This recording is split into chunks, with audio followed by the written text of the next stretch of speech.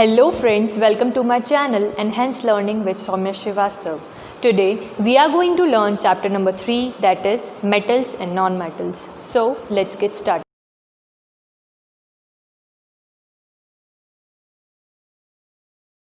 तो फ्रेंड्स आज हम देखेंगे chapter number 3 metals and non metals. सबसे पहले हम इनकी फिजिकल प्रॉपर्टीज़ देखेंगे, फिर इनकी केमिकल प्रॉपर्टीज़ देखेंगे। फिजिकल प्रॉपर्टीज़ में है सबसे पहले अपने फिजिकल स्टेट। फिजिकल स्टेट में मेटल्स होते हैं वो सॉलिड होते हैं और नॉन मेटल्स जो होते हैं वो सॉलिड और गैस फॉर्म दोनों में से किसी में हो सकते हैं। फिर इनमें है एक्सेप्शन केस चलेंगे, तो Hg यानी मर्करी और गैलियम, इनका एक्सेप्शन चलता है। नॉन मेटल्स में ब्रोमाइन। देन है सोनोरस, तो मेटल्स जो हैं वो सोनोरस होते हैं और नॉन मेटल्स जो हैं वो सोनोरस नहीं होते हैं। देन लस्टर की बात करें हम, तो मेटल्स जो हैं वो लस्टरस होते हैं और नॉन मेटल्स लस्टरस नहीं होते हैं, लेकिन इनमें एक्सेप्शन देखें हम तो आयोडीन जो है अपना वो लस्टरस होता है। देन है melting point and boiling point. Melting point और बॉइलिंग पॉइंट में मेटल्स के अंदर मेटल्स का जो मेल्टिंग एंड बॉइलिंग पॉइंट है वो हाई रहता है, लेकिन गैलियम और सीजियम का जो है वो लो रहता है थोड़ा। देन नॉन मेटल्स की बात करें तो नॉन मेटल्स का जो मेल्टिंग एंड बॉइलिंग पॉइंट है वो लो रहता है, लेकिन डायमंड और ग्रेफाइट का हाई रहता है। देन है डेंसिटी। डेंसिटी जो है मेटल्स की हाई रहती है और नॉन मेटल्स की लो रहती है। अब हम मेलेबिलिटी और डक्टिलिटी की बात करें तो मेलेबल मतलब क्या होता है कि हम उसे बीट कर करके मेटल्स को या नॉन मेटल्स को बीट करके हम उसे शीट में चेंज कर सकते हैं क्या, लेकिन और डक्टिलिटी में होता है उन्हें वायर में चेंज करना। मेलेबल यानी शीट की फॉर्म में लाना और डक्टाइल यानी कि वायर की फॉर्म में लाना। तो हम मेटल्स को डक्टाइल और मेलेबल है मेटल्स, और नॉन मेटल्स जो है वो डक्टाइल नहीं है और ना ही मेलेबल है। देन इलेक्ट्रिकल और थर्मल कंडक्टिविटी की बात करें तो मेटल्स जो होते हैं वो गुड कंडक्टर होते हैं of electricity and heat also, and non metals जो होते हैं वो पुअर कंडक्टर होते हैं, लेकिन इनमें एक्सेप्शन चलता है अपना ग्रेफाइट। देन है हार्डनेस की बात करें तो हम जानते ही हैं मेटल्स जो होते हैं वो हार्ड होते हैं, लेकिन इनमें एक्सेप्शन चलता है सोडियम और पोटेशियम Na, Nk। इन्हें हम नाइफ से भी कट कर सकते हैं। देन नॉन मेटल्स जो होते हैं वो जनरली सॉफ्ट ही होते हैं, लेकिन आप जानते हैं डायमंड जो है वो हार्ड होता है। तो फ्रेंड्स अब हम देखेंगे मेटल्स और नॉन मेटल्स की केमिकल प्रॉपर्टीज़। तो केमिकल प्रॉपर्टीज़ तो हम उन्हें सबसे पहले किस किस के साथ में हम रिएक्शन करा के देख रहे हैं। तो मतलब हमने जैसे ऑक्सीजन है, मेटल को अगर हम ऑक्सीजन के साथ में रिएक्ट कराएंगे तो वो क्या देगा, मेटल ऑक्साइड देगा, और ये क्या होगी, बेसिक होगी नेचर के अंदर। मतलब हमने यहाँ पे सोडियम को ऑक्सीजन के साथ रिएक्ट कराया तो Na2O सोडियम ऑक्साइड दी इसने। देन है इसमें हमारा एक्सेप्शन देखेंगे तो जब हम जिंक को ऑक्साइड के साथ या फिर एल्यूमिनियम को ऑक्सीजन के साथ में रिएक्ट कराते हैं तो एम्फोटेरिक ऑक्साइड देता है। एम्फोटेरिक ऑक्साइड्स क्या होती हैं, जो कि एसिड और बेस दोनों होती हैं। जैसे Zn है तो Zn का दे देगा ZnO, और एल्यूमिनियम क्या देगा Al2O3। ये होती हैं एम्फोटेरिक ऑक्साइड्स जो कि बोथ एसिड और बेस दोनों होती हैं। फिर क्या है, मेटल ऑक्साइड जो अपनी बनेगी वो सॉल्युबल होगी वाटर के अंदर। और यहाँ पे ऐसे हम नॉन मेटल्स में देखें तो जब हमने सल्फ़र को ऑक्सीजन के साथ रिएक्ट करवाया तो सल्फ़र डाइऑक्साइड दी, और ये एसिडिक ऑक्साइड है, एसिड है नेचर के अंदर। अब इसके अंदर क्या होएगा, जैसे हमने यहाँ पे देखा कि एम्फोटेरिक ऑक्साइड हो रही थी मेटल्स में, तो यहाँ पे होती है न्यूट्रल ऑक्साइड्स। न्यूट्रल यानी CO carbon monoxide and H2O, ये क्या होता है, न्यूट्रल होते हैं, कोई भी इनके ऊपर चार्ज नहीं होता है, ना पॉजिटिव ना नेगेटिव।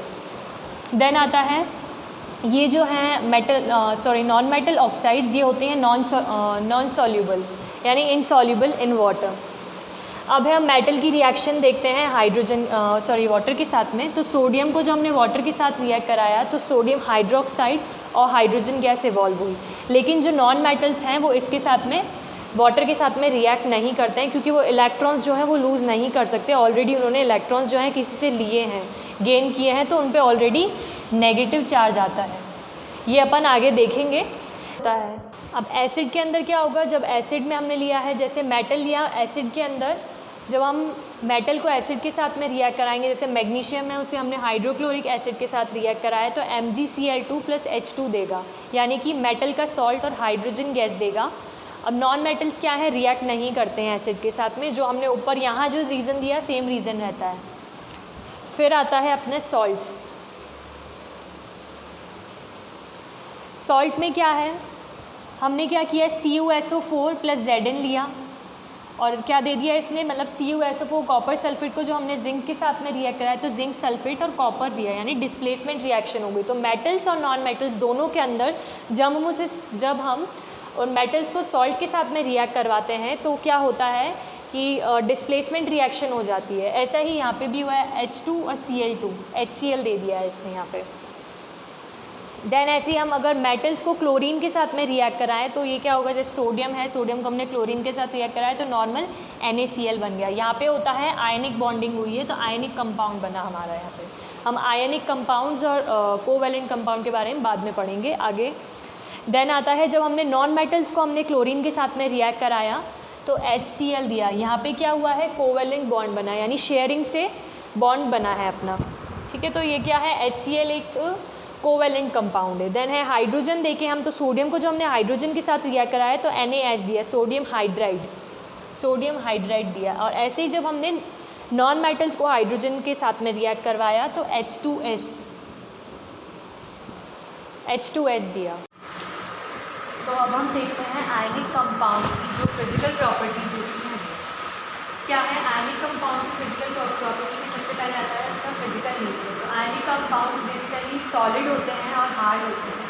तो हार्ड क्या होता है, स्ट्रॉन्ग फोर्स ऑफ अट्रैक्शन, उसके जो एटम्स होते हैं बहुत पास में होते हैं, उसका जो अट्रैक्शन होता है मतलब बहुत पास में होती है, इसलिए स्ट्रॉन्ग फोर्स ऑफ अट्रैक्शन होता है और वो हार्ड होता है और सॉलिड में होता है। देन इसका मेल्टिंग पॉइंट देखें तो मेल्टिंग पॉइंट भी क्या होता है, आयनिक कंपाउंड का मेल्टिंग पॉइंट जो है वो हाई होता है, क्योंकि क्या होता है यहाँ पर लिखा है जैसा मैंने कि large amount of heat energy is required to break down strong force of attraction.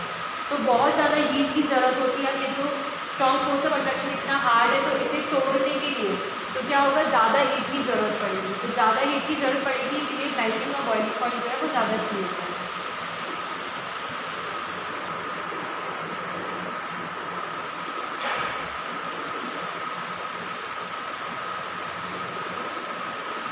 Next आता है सॉल्युबिलिटी। सॉल्युबिलिटी जो है, आयनिक कंपाउंड जो होते हैं वो सॉल्युबल होते हैं वाटर के अंदर, लेकिन इनसॉल्युबल होते हैं पेट्रोलियम केरोसिन के अंदर। अब है कंडक्शन ऑफ इलेक्ट्रिसिटी। तो आयनिक कंपाउंड जो हैं वो मतलब ज़्यादातर तो वो कंडक्ट नहीं करते इलेक्ट्रिसिटी, क्योंकि वो क्या है, हार्ड होते हैं तो इलेक्ट्रिसिटी कंडक्ट नहीं करते हैं। लेकिन अगर क्योंकि उनका जो स्ट्रक्चर होता है वो बहुत ज़्यादा रिजिड होता है, लेकिन इसी जगह पर हम उन्हें मॉल्टन फॉर्म में ले आए तो फिर वो इलेक्ट्रिसिटी कंडक्ट कर सकते हैं, क्योंकि फिर जो उनके अपोजिट अगर हम मॉल्टन फॉर्म में होगा तो चार्ज आसानी से मूव कर सकेंगे। जैसे हम रिजिड के अंदर देखें तो चार्ज जो है वो आसानी से मूव नहीं कर पाए बहुत पास में इसीलिए, लेकिन अगर हम उन्हें मॉल्टन फॉर्म में ले आएंगे तो चार्जेस जो है वो फ्रीली मूव कर पाएंगे और उनके बीच में इलेक्ट्रिक। अब हम देख लेते हैं formation of NaCl and MgCl2। सबसे पहले हम देखते हैं NaCl की फॉर्मेशन।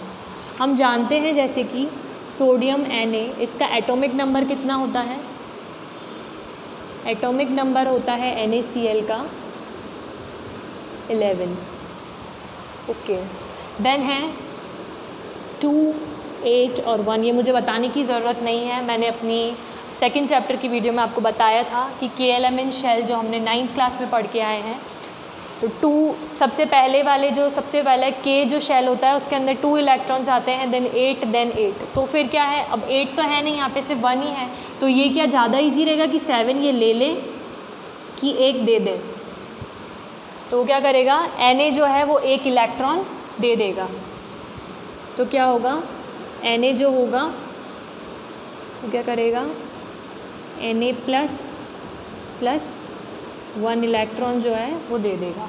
अब जैसे यहाँ पे Cl है, हम जानते हैं कि क्लोरीन Cl है, Cl के पास में कितने इलेक्ट्रॉन्स होते हैं, इसका एटॉमिक नंबर कितना होता है, एटॉमिक नंबर होता है Cl का 17। तो 2, 8 एंड 7। तो अब क्या करेगा, इसे 1 इलेक्ट्रॉन चाहिए तो क्या करेगा, Cl Na से 1 इलेक्ट्रॉन ले लेगा। तो क्या हो जाएगा, Cl है, जैसे Cl ने क्या किया, 1 इलेक्ट्रॉन लिया तो क्या हो जाएगा, Cl2। अब हम देखते हैं ये हुआ कैसे। जैसे अब यहाँ पे अपने पास में है Na। अब Na क्या होगा, इसने जैसे 1 इलेक्ट्रॉन इसे डोनेट करना है और Cl जो है इसके पास में कितने इलेक्ट्रॉन्स हैं,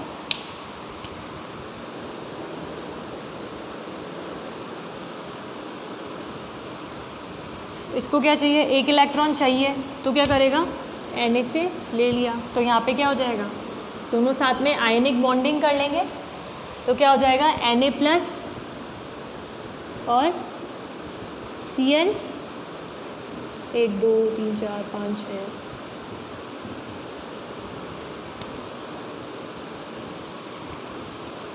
तो जैसे कि हम जानते हैं Mg जो है उसका एटॉमिक नंबर जो है वो होता है 12। हम ऐसे इसे बांटें तो 2 8 और 2। तो अब Mg के पास कितने हैं इलेक्ट्रॉन्स, अब या तो ये क्या करें 6 इलेक्ट्रॉन्स जो है वो किसी से लेके आ जाएं या फिर 2 इलेक्ट्रॉन्स किसी को दे दें। तो क्या ज़्यादा इजी रहेगा, 2 इलेक्ट्रॉन किसी को देना ज़्यादा इजी रहेगा, तो इसीलिए Mg 2 इलेक्ट्रॉन्स दे देता है। तो यहाँ पे हो जाता है Mg 2 प्लस लग जाता है, 2 प्लस 2 आयन, 2 इलेक्ट्रॉन्स दिए तो 2 इलेक्ट्रॉन्स की डेफिशिएंसी यानी 2 इलेक्ट्रॉन की कमी है, प्लस 2 इलेक्ट्रॉन्स इसने दे दिए। अब ऐसे ही हमारे पास में एक क्लोरीन था जिसको हमें क्लोरीन को सिर्फ 1 इलेक्ट्रॉन की ज़रूरत थी, तो उसने अपने हिसाब से 1 इलेक्ट्रॉन लेके Cl2 बना लिया। वैसे एक और क्लोरीन आएगा, ऐसे एक और क्लोरीन आएगा और वो क्लोरीन भी एक और इलेक्ट्रॉन लेके Cl2 बना देगा, Cl2 बना देगा। तो अब मैग्नीशियम के पास में क्या हो गया, इसे कैसे लिखेंगे हम, Mg 2 प्लस और Cl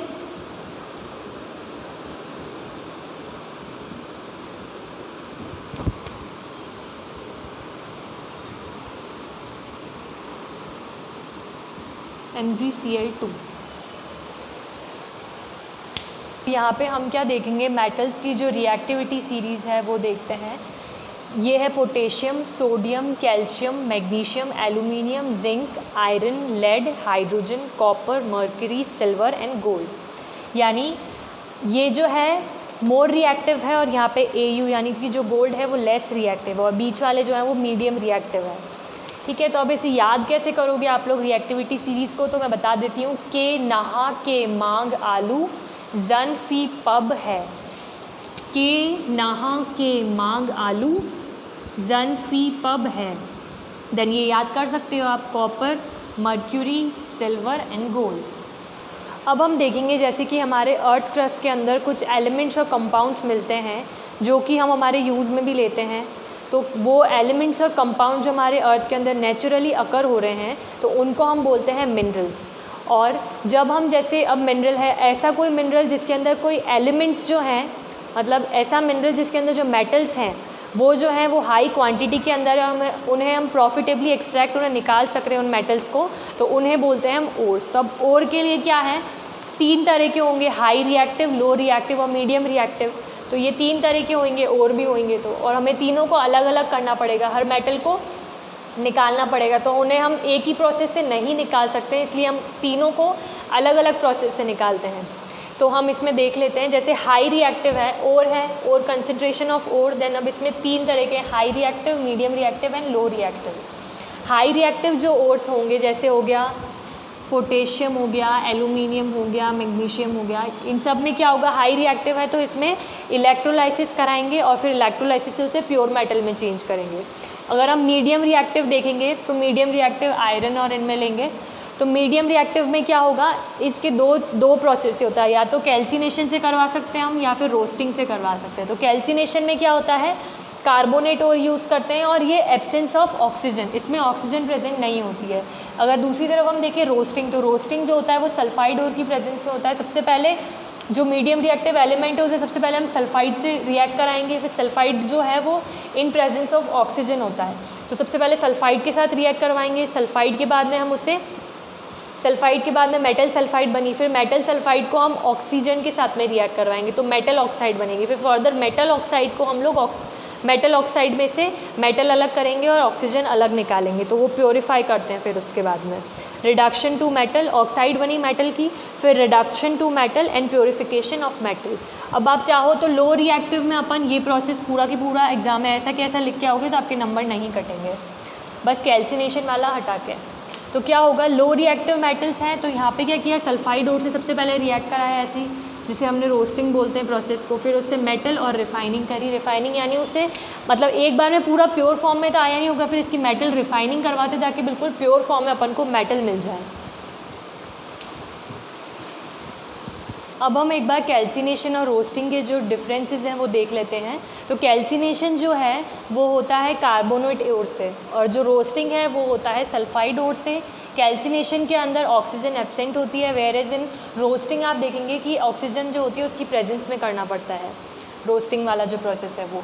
देन कैल्सिनेशन में जब हम लोग ये रिएक्शन करवाते हैं तो इसमें CO2 जो होता है वो रिलीज़ होती है, रोस्टिंग के अंदर अपने SO2 रिलीज़ होती है। एग्जाम्पल जैसे आप देखेंगे जिंक का लिया है मैंने, जिंक को कार्बोनेट ओर से करवाते हैं तो जिंक को कार्बोनेट के साथ में हीट करवाया है, हीट करने के बाद जिंक की ऑक्साइड और CO2 दिया है। ऐसे ही यहाँ पे भी सल्फाइड को, जिंक सल्फाइड को ऑक्सीजन के साथ में हीट करवाया तो जिंक ऑक्साइड और SO2 दे दिया है। अब यहाँ पे हम रिफाइनिंग ऑफ मेटल देख लेते हैं। रिफाइनिंग ऑफ मेटल क्या होता है, मेटल जो हमने वहाँ से हाई, मीडियम और लो से हमने जो मेटल एक्सट्रैक्ट हुआ था वो अभी पूरी प्योर फॉर्म में नहीं आया था, तो उसे प्योर फॉर्म में लाने के लिए हम मेटल रिफाइनिंग करवाते हैं। मेटल रिफाइनिंग में हमने क्या किया है, हमने इसमें है ना, जैसे हम कॉपर की करवा रहे हैं, हमें प्योर फॉर्म में कॉपर चाहिए, तो कॉपर हमें कैसे मिलेगा, तो हमने क्या किया, एक प्योर कॉपर की स्ट्रिप जो थी वो हमने कैथोड पे ले ली, और इम्प्योर फॉर्म जो है अपनी कैथोड की अपनी जो कॉपर की जो इम्प्योर फॉर्म है वो हमने एनोड पे ले ली, और फिर इस पर क्या किया, हमने इसे कनेक्ट कर दिया साथ में, और नीचे जो ये सॉल्यूशन लिया है ये एसिडिफाइड CuSO4 है, कॉपर सल्फेट का सॉल्यूशन ले लिया है, कॉपर सल्फेट का सॉल्यूशन लिया है। अब क्या करेंगे, जब हम इलेक्ट्रिसिटी पास करेंगे तो इसके अंदर इम्प्योर फॉर्म में जितना भी कॉपर होगा, कॉपर क्या है Cu2+ आयन में होगा, है ना, तो क्या होगा Cu2+ आयन में जो ये कॉपर है, जैसे ही हम इलेक्ट्रिसिटी पास करेंगे तो ये जो है कॉपर इधर से कैथोड के पास में आ जाएगा, जो प्योर फॉर्म में जहाँ पे कॉपर प्रेजेंट है वहाँ पे आके मतलब वहाँ पे लगता जाएगा आके, और धीरे धीरे क्या होएगा, ये जो स्ट्रिप जो पतली सी है ना ये मोटी होती जाएगी, और जो मोटी स्ट्रिप है जहाँ पे इम्प्योर फॉर्म में है कॉपर वो धीरे धीरे करके थिन होती जाएगी, पतली होती जाएगी। ओके, और क्या होगा, जैसे जैसे ये पतली होगी तो इसके अंदर जितनी भी इम्प्योरिटीज़ होंगी ना वो इम्प्योरिटीज़ नीचे एनोड की साइड में, एनोड की तरफ ही यहाँ पे इम्प्योरिटीज़ सारी कलेक्ट हो जाएंगी। तो यही होता है अपना रिफाइनिंग ऑफ मेटल्स। अब इसमें आपके एक तो कोरोजन था, कोरोजन मैंने आपको चैप्टर नंबर 1 में पढ़ा दिया है, सेम टू सेम वही है, तो आप मेरी वीडियो जाके चेक करें, चैप्टर नंबर 1 जो मैंने पढ़ाया था केमिकल रिएक्शंस एंड इक्वेशन, मैं आपका इसमें जो लिंक है मैं आपका डिस्क्रिप्शन बॉक्स के अंदर डाल दूँगी, तो आप उसमें से कोरोजन पढ़ लेना।